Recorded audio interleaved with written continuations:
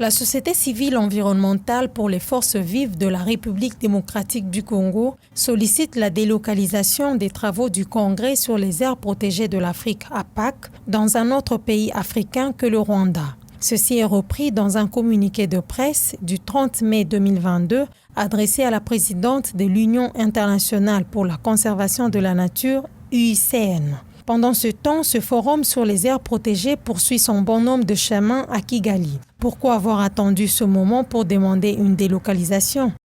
La lettre qui avait demandé la délocalisation de cette activité-là, de Kigali ailleurs, elle date de très longtemps. Elle était écrite le 30 mai.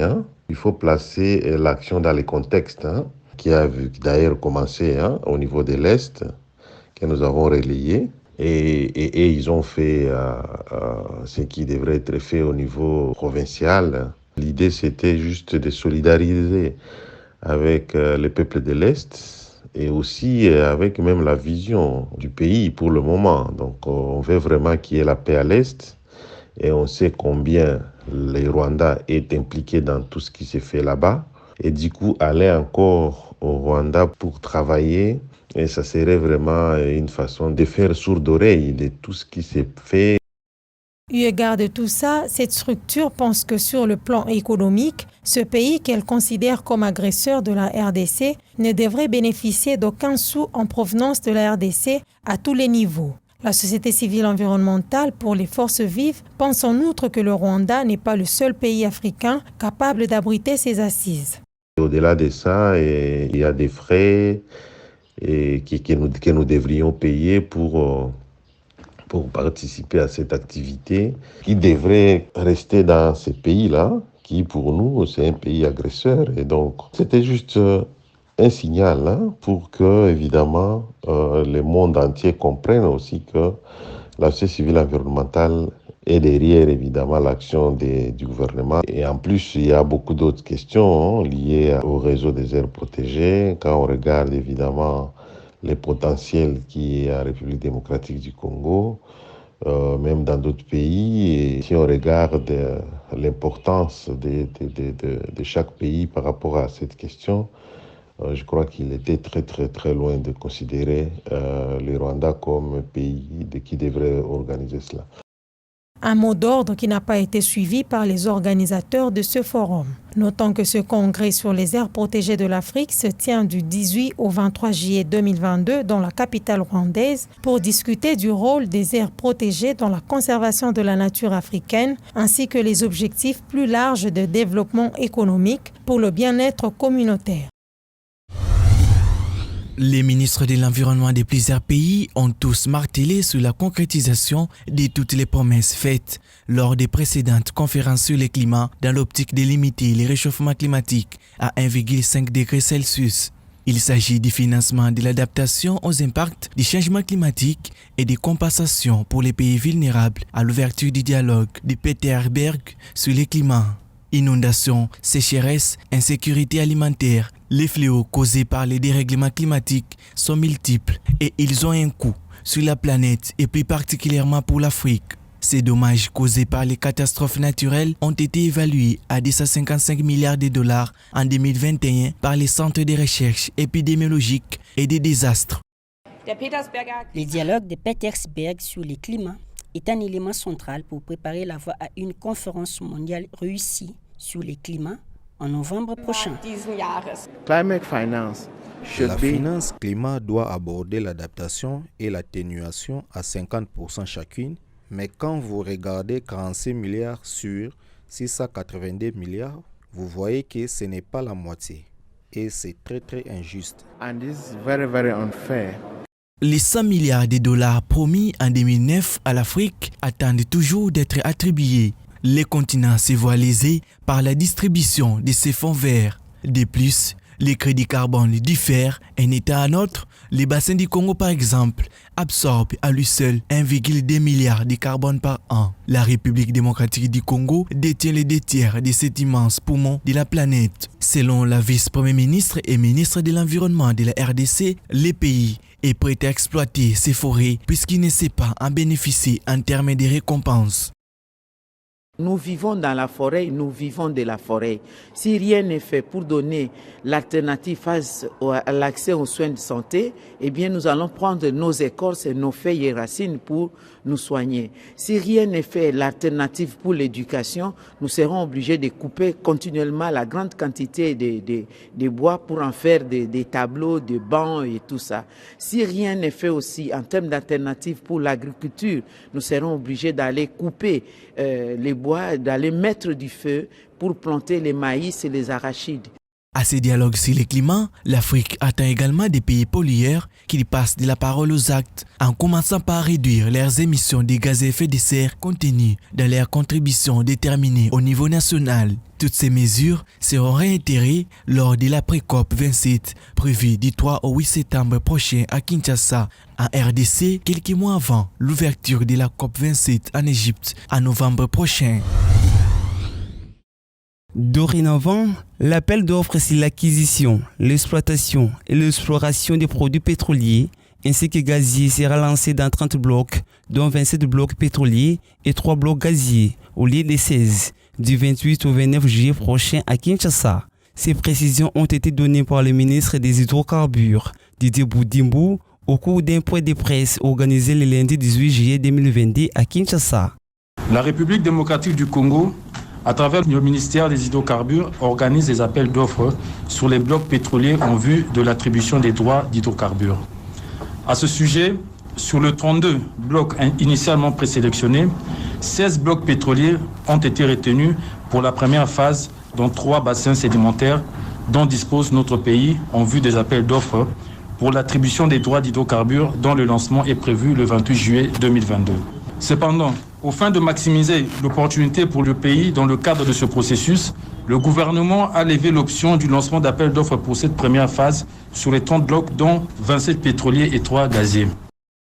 Selon le gouvernement congolais, cette démarche est saluée comme prometteuse pour l'économie nationale. Pourtant, cette décision du Conseil des ministres n'est pas approuvée par certains politiciens. C'est le cas du député national Célestin Engelemba Bokoué qui a décidé d'adresser une question écrite au ministre des Hydrocarbures. Pour lui, la démarche du gouvernement paraît à ses yeux comme une manne au profit des multinationales. Face à cette situation, il dit attendre des éclaircissements sur ses préoccupations.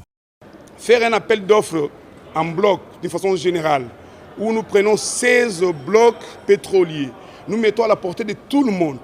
Pourtant, avant que nous puissions faire ça, il y a des préalables. Il est vrai que le ministère a fait quelques préalables, mais ça reste encore à vérifier. Pourquoi? Il y a un problème. On peut dire, on donne les blocs pour les étrangers, pour que tout le monde puisse soumissionner. Mais je ne suis pas certain que les sociétés congolaises vont certainement soumissionner et gagner les marchés. Le projet d'exploitation des blocs pétroliers en RDC met en mal l'équilibre des écosystèmes du bassin du Congo. Alerte des mouvements militants pour l'environnement, Greenpeace par exemple reproche au ministre de ne pas mener au préalable des études d'impact pour mettre les populations à l'abri des méfaits de ces activités extractives.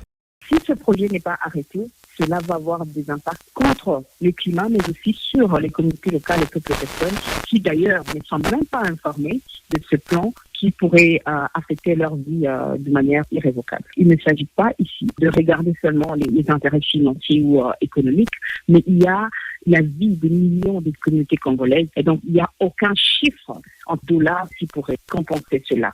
Et donc notre objectif, c'est de demander à toutes les entreprises pétrolières qui auraient la tentation de soumissionner aux appels d'offres, de ne pas le faire. Parce qu'ils vont trouver les Congolais sur leur chemin, y compris Greenpeace et ses partenaires. Rappelons que les blocs concernés sont répartis de manière suivante. 3 dans les bassins côtiers, 9 dans la cuvette centrale, 11 dans les grabens d'Itanganika et 4 dans les grabens albertines. Les 3 blocs gaziers sont situés dans les lacs Kivu. Comme ailleurs dans le monde, le secteur de l'énergie en Angola évolue pour intégrer davantage des sources renouvelables et réduire son empreinte carbone. Selon l'Agence internationale de l'énergie, les pays qui bénéficient aussi des conditions favorables des énergies renouvelables et en passe de devenir les premiers producteurs de pétrole brut d'Afrique australe, et c'est grâce aux investissements étrangers et aux mesures de soutien prises par son gouvernement pour les encourager. C'est une évolution que le gouvernement angolais encourage également. Bien sûr, nous prévoyons d'augmenter la production au-delà de 1 100 000 barils de pétrole. L'objectif, c'est d'atteindre zéro émission dans un délai très court. L'approche politique plus souple adoptée ces dernières années en matière de fiscalité et de réglementation a porté ses fruits. Au large de la côte angolaise, une plateforme pétrolière qui fait partie de celles détenues par le groupe français Total Energy, la première compagnie pétrolière et gazière en Angola. On a beaucoup investi, on a aujourd'hui une position de leader en Angola, on représente 45% de la production nationale du pays. Le directeur général indique que son groupe s'efforce aussi d'éliminer les torchages du gaz et de passer aux énergies renouvelables dans ses opérations. Les programmes de formation menés par la compagnie ont été efficaces, notamment sur les unités flottantes de production, stockage et transbordement. Ce développement des compétences a des retombées positives pour d'autres entreprises de différents secteurs. Tous ces efforts visent à créer une industrie énergétique nationale tournée vers l'avenir. Le niveau d'ensoleillement est bon et l'énergie hydroélectrique représente une autre opportunité. L'Angola a tous les ingrédients pour devenir une superpuissance énergétique en Afrique. La ville de Kinshasa connaît un problème d'évacuation des immondices. Des études renseignent que la capitale congolaise produit plus de 100 tonnes de déchets par jour. Ces polluants de l'environnement, en caractère chimique, biologique et physique, sont enregistrés aussi par les déchets plastiques. Pour remédier à tous ces défis, un jeune environnementaliste de l'association des anciens étudiants du département de l'environnement à l'université de Kinshasa, dénommé Éco-conception et innovation par l'environnement ESI, a apporté une innovation sur une poubelle appelée Poubob, une marque de poubelles fabriquée par les bouteilles en plastique et les briques autobloquantes utilisables en construction, sans mortier automatique. Poubob est une poubelle qui est constituée des objets plastiques, sinon des déchets plastiques, liés par les barres de fer et reliés par les fils de fer de recuit. Et ces liaisons sont linéaires, réticulées et ramifiées, de telle sorte que ces poubob-ci soient résistants pour les recueillements des déchets. Le souci est que ça puisse recueillir seulement les déchets plastiques et sachets. Ce poubob de 13 kg a un volume de 500 litres dont la hauteur de 1 mètre. Il a été conçu pour la gestion des déchets plastiques HDT et les déchets plastiques PET, car ce sont les déchets dominants dans la ville-province de Kinshasa. J'ai constaté que mon site universitaire, les déchets sont partout. Partout, dans des auditoires, dans des couloirs, dans des toilettes. Vous fréquentez partout, vous trouvez les déchets. Et dans la composition de ces déchets-là, il y a des déchets qu'on recycle un peu facilement, comme les HDP. Dans les sachets de basse densité et puis haute densité, on recycle un peu cela facilement. Tandis que dans ces compositions de nos déchets à l'université de Kinshasa, ce sont les déchets PET qui dominent. Et nous n'avons pas une technologie de transformation de ces déchets sur les sites universitaires. C'est ainsi que j'ai poussé un peu l'idée plus loin. Je me suis dit non, je peux quand même, à partir de mon mémoire, je peux quand même fabriquer quelque chose pour que ça puisse constituer un récipient de recueillement des déchets. Signalons que ces jeunes environnementalistes, par manque d'emploi, donnent l'essentiel de leur temps à la fabrication de ces poubelles. Une initiative visible sur le site universitaire. Il y revient aux autorités tant académiques qu'urbaines de soutenir ces initiatives pour aider la ville de Kinshasa à faire face à la pollution plastique.